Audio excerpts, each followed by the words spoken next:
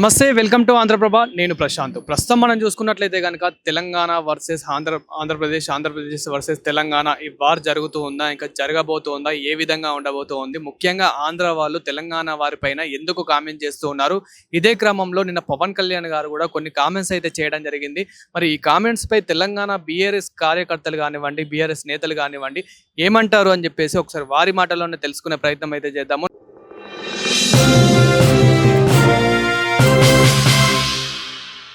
నమస్తే అన్న, మీ పేరు?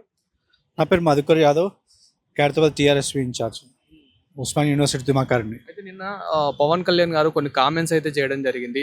దీనిపైన మీరు ఏమంటారన్న? ముఖ్యంగా తను మేము ఎక్కడైనా పార్టీ స్థాపిస్తాం, ముఖ్యంగా తెలంగాణలో మేము పార్టీ స్థాపిస్తాం అని చెప్పేసి కూడా మాట్లాడడం జరిగింది. మేము పోరాడతాము, మేము ఏంటో చూపిస్తామని చెప్పేసి ఇట్లా మాట్లాడడం జరిగింది. దీని గురించి మీరు ఏమంటారు? ఇక్కడ బేసిక్గా ఒకటి గమనించాలి. వీళ్ళు ఎవరి రాష్ట్రానికి వాళ్ళు విడిపోయినాక తను అక్కడ డిప్యూటీ సీఎం ఉన్నప్పుడు అక్కడ పాలన కానీ అక్కడ వనరులను వాళ్ళు ఎట్లా యూజ్ చేసుకోవాలి, అక్కడ ప్రజలకు ఏం చేయాలని దానిపై దృష్టి పెట్టాలి. కానీ అది వదిలిపెట్టి అక్కడ ప్రజలను మైండ్ డైవర్షన్ కానీ ఇక్కడ ప్రజలు ఇక్కడ కాంగ్రెస్ పార్టీ కూడా చేస్తున్నది ఏంటంటే లేనిపోని గొడవలు. ఇప్పుడు గత 10 సంవత్సరాల పాలన కేసీఆర్ గారి పాలన చూసినారు, ఎటువంటి గొడవలు లేకుండా ఆ ప్రాంతం వాళ్ళు వచ్చి ఇక్కడ వ్యాపారాలు చేసుకున్నారు. అవసరమైతే ఇక్కడ వ్యవస్థలు ఏర్పడుతున్నారు. ఇప్పుడు ఉమ్మడి రాష్ట్రం కింద ఉన్నప్పుడు కూడా సిటీని జాయింట్ సిటీగా వాళ్ళు యూజ్ చేసుకునే రోజులు కూడా ఉన్నాయి. సో అప్పుడు లేని ఇబ్బందులు ఇప్పుడు ప్రత్యేకంగా ఇప్పుడు ఎందుకు వస్తున్నాయి అంటే మైండ్ డైవర్షన్ పాలిటిక్స్ నడుస్తూ ఉన్నాయి. ఇక్కడ రేవంత్ రెడ్డి కూడా ఎవరి మనిషో ఇక్కడ తెలుసు. చంద్రబాబు నాయుడు సంబంధించిన వ్యక్తి, బాజీ టీడీపీ నుంచి వచ్చిన వ్యక్తి. ఇప్పుడు కూడా తను గర్వంగా చెప్పుకుంటున్నాడు నా శిష్యుడే అని చెప్పి. సో అటువంటి సంబంధంలో ఇక్కడ శిష్యుని హెల్ప్ చేయడానికి పవన్ కళ్యాణ్ వాడుకుంటున్నారా అనే ఊహలు కూడా వస్తూ ఉన్నాయి. అలా అనుకున్నప్పటికీ, కానీ నిన్న సభ పెడతా అనుకున్నప్పటికీ పర్మిషన్ ఇవ్వలేదు. ఎందుకని చెప్పేసి ఇవ్వలేదు అని అనుకోవచ్చు. నేను అదే చెప్తున్నా. ఇప్పుడు రేవంత్ రెడ్డి కానీ చంద్రబాబు నాయుడు ఆడుతున్న గేమ్ ప్లాన్లో ఇక్కడ తెలంగాణ రాష్ట్ర ప్రజలు కానీ అక్కడ సామాన్య ప్రజలు కానీ ఇబ్బంది పడుతున్నది చూస్తూ ఉన్నాము. ఇక్కడ ప్రజలు ఎంత ఇబ్బంది పడుతున్నారు అనేది మాకు తెలుసు. రైతుల సమస్యలు ఉన్నాయి. ఇక్కడ సిటీ గ్రేటర్ హైదరాబాద్ సిటీలో ఇప్పుడు ఫోర్త్ సిటీ అంటున్నాడు. ఉన్న సిటీలో బేసిక్ వాటర్ నీటి సప్లైని ప్రాపర్గా మేనేజ్ చేయలేకపోతున్నారు. అవస్థలు పడుతూ ఉన్నారు ఇక్కడ జనాలు. సో ఇవన్నీ మైండ్ డైవర్షన్ పడుతుంది. ఇప్పుడు జిహెచ్ఎంసీ రానున్న జిహెచ్ఎంసీ ఎలక్షన్స్లో దీన్ని ఎట్లా వాడుకోవాలి, ప్రజల్ని ఎట్లా మైండ్ డైవర్ట్ చేయాలి, ఈ పాలిటిక్స్ని ఎట్లా చేంజ్ చేయాలి, ఇంటర్నల్ పాలిటిక్స్ అనేది ఒక దృష్టి తప్ప ప్రజలకు దీనివల్ల ఎటువంటి ఉపయోగం లేదు. నా ఆంధ్ర ప్రజలకు ఉపయోగం లేదు, ఇక్కడ స్థానికంగా తెలంగాణ ప్రజలకి దీనివల్ల ఎటువంటి ఉపయోగం లేదు. పవన్ కళ్యాణ్ కూడా ఒకటి గమనించుకోవాలి. తను వీళ్ళని ఒక టూల్ కిట్గా యూజ్ చేసుకుంటా ఉన్నాడు. రేవంత్ రెడ్డి కానీ అక్కడ చంద్రబాబు నాయుడు కానీ వీళ్ళ ట్రాప్లో పడకుండా పవన్ కళ్యాణ్ కూడా జాగ్రత్త పడాలని చెప్పి కోరుతా ఉన్నాను. పవన్ కళ్యాణ్ గారు కూడా ఏమంటున్నారంటే ఇదేమన్నా మీ అయ్య జాగిరా అని చెప్పేసి ఇలాంటి వర్డ్స్ యూజ్ చేసి మాట్లాడడం జరుగుతూ ఉంది. మేము ఇక్కడ పోటీ చేసుకుంటాం, మీ అయ్య జాగిరా అని చెప్పేసి మాట్లాడాడు. దీని గురించి మీరు ఏమంటారు? ఇక్కడ అయ్య జాగిరేది. ఇప్పుడు కష్టపడ్డ తెలంగాణ ఉద్యమకారుడు నేను. అవును, మా అయ్య జాగిరేది, మా అయ్య మా తాతలో జాగిరేది, మేము పుట్టి పెరిగిన జాగిరేది. మీ జాగిరి ఎక్కడ?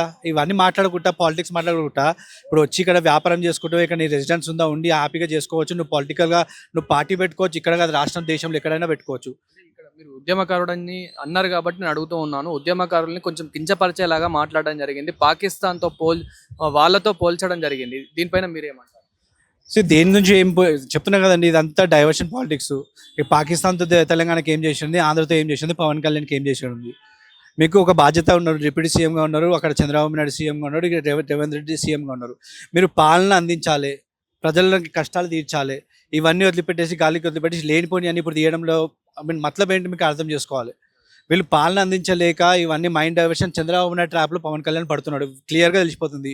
రేవంత్ రెడ్డి అదే పాలిటిక్స్ ఇక్కడ నడిపిస్తూ ఉన్నారు. అంతే తప్ప ఇక్కడ తెలంగాణ ప్రజలకు కానీ అక్కడ ఆంధ్ర ప్రజలకు కానీ దీంతో ఎటువంటి సంబంధం లేదు. అదేవిధంగా ఇక్కడ తెలంగాణలో పవన్ కళ్యాణ్ గారు ఒక కోడి చెరువు కబ్జా చేశారని చెప్పేసి సోషల్ మీడియాలో వైరల్ అవుతూ ఉంది. నిజంగానే కబ్జా చేశారనుకోవచ్చా? కబ్జా చేసే వ్యవస్థ ఉన్నది. ఇక్కడ సీఎం ఉన్నాడు, అక్కడ సీఎం ఉన్నాడు. వాట్ అనేది క్లియర్గా బయటికి పెట్టాల్సిన బాధ్యత ఆ సీఎం, ఇద్దరు సీఎంల పైన ఉన్నది. తను కూడా పవన్ కళ్యాణ్ కూడా దీన్ని వైట్ పేపర్ ఒక స్టేట్మెంట్ ఇవ్వాల్సింది.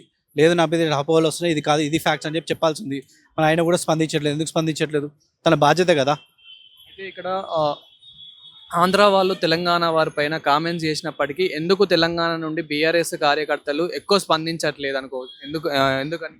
ఇదంతా మైండ్ డైవర్షన్ పాలిటిక్స్ బేసిక్గా. దీంతో తెలంగాణ ఇప్పుడు తెలంగాణ గురించి ప్రత్యేకంగా మాట్లాడి తెలంగాణ కొట్లాడిన వ్యక్తిగా, తెలంగాణ కోసం కొట్లాడిన వ్యక్తిగా అని చెప్తా ఉన్నాం.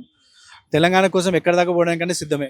ఉమ్మడి రాష్ట్రంలో మాకు ఎక్కడ ఎటువంటి సపోర్ట్ లేకున్నా కానీ గవర్నమెంట్ ఎమ్మెల్యేస్ కానీ, ఎంపీస్ కానీ, మినిస్టర్స్ కానీ, ఇక్కడ పోలీస్ డిపార్ట్మెంట్ కానీ వ్యవస్థలు అన్నీ కూడా మాకు వ్యతిరేకంగా ఉన్నా కానీ మేము తెలంగాణ కోసం కొట్లాడిన వ్యక్తులుగా మేము నమ్మకం ఉన్నది. ఇది పెద్ద పవన్ కళ్యాణ్ 2 డైలాగులు కొట్టి సినిమా డైలాగులు కొట్టి పోయేంత మాత్రం తెలంగాణ కొరిగేయలేదు పోయేయలేదు.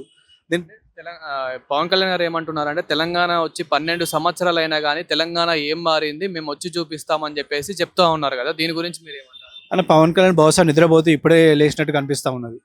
గత 10 సంవత్సరాలు కేసీఆర్ పాలనలో దేశంలోనే టాప్ సిటీస్ తోటి పోటీ పడ్డ రాష్ట్రం తెలంగాణ. హైదరాబాద్ని గ్లోబల్ స్థాయిగా తీసుకెళ్లిన ఘనత మన కేటీఆర్ గారి మున్సిపల్ మినిస్టర్గా తను చేసిన పనులకి ఒక నిదర్శనం.